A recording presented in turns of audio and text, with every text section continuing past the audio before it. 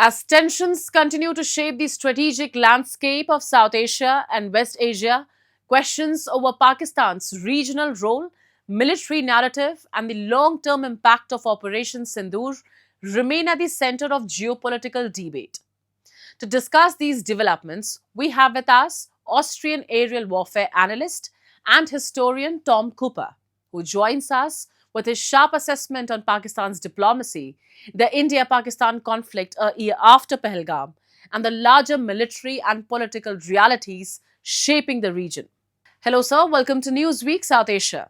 My first question to you is: how do you see the mediation done by Pakistan between the US and Iran? And how do you see the role of Pakistan in it? Pakistan on one side is playing itself as a big negotiator and so on and so on. In reality, Pakistani government is appeasing Trump in exchange for favors. They're exploiting political corruption in the United States. The entire system is based on political corruption. That means it is absolutely legal to bribe through so-called lobbyists, the politicians, to administer in one or another interest. So the Pakistanis are exploiting this situation nominally with the aim of pushing the Kashmir issue, but actually without any success in this regard. So they are just buying temporary favors from Trump administration without any durable effects. Actual Pakistan's role in all of this is unimportant because of political and administrative incompetence, which is caused by armies or military forces' insistence on remaining relevant for the future of Pakistan. So the country is de facto a hostage of its own armed forces. India recently marked 1 year of Pahalgam terror attack, and it's almost been 1 year when the conflict started between India and Pakistan and the launch of Operation Sindoor. How do you see that conflict a year after?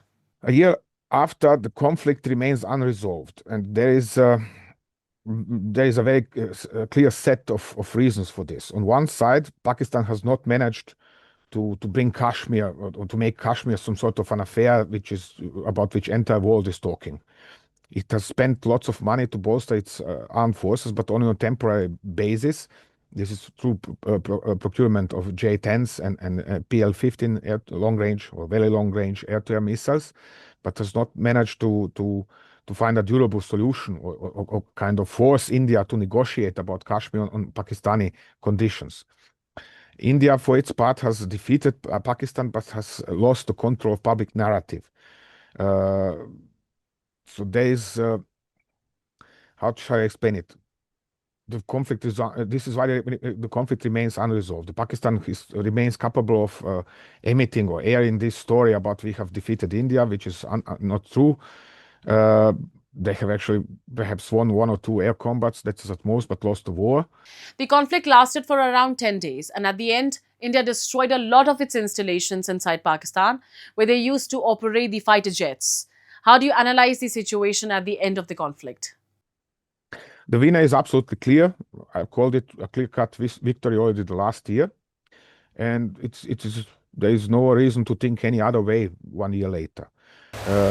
It is so that during the conflict, India has not only flown highly successful retaliation strikes on major camps of terror camps inside Pakistan, well inside Pakistan, and then terror camps on major bases which were thought or widely considered for untouchable, kind of outside of India's range, outside of India's reach. Nevertheless, India has hit them heavily, caused massive damage, killed lots of terrorists and so on, and really forced them to keep quiet, so to say. Even though in the long term, due to inner makings of Pakistani politics, Pakistani political parties have had to completely openly put themselves on the side of terrorism, declare themselves for the front of jihadism. And so finally, what was the motive of the fake narrative which was created by Pakistan back then? The Pakistani armed forces have to explain to the public why are they actually controlling the civilian government. Why are they so influential? Why are the Pakistani armed forces, through the so-called de-establishment, that means a mix of top military officials and their supporters in the civilian sector, Why are they in control of the country? Why are they acting in complete disregard for its economy, for suffering of wider public? Why are they keeping the public in poverty while enriching themselves? And why are they sending their kids to school, to universities and schools in the West, while at the same time supporting jihadism, breeding jihadism, literally.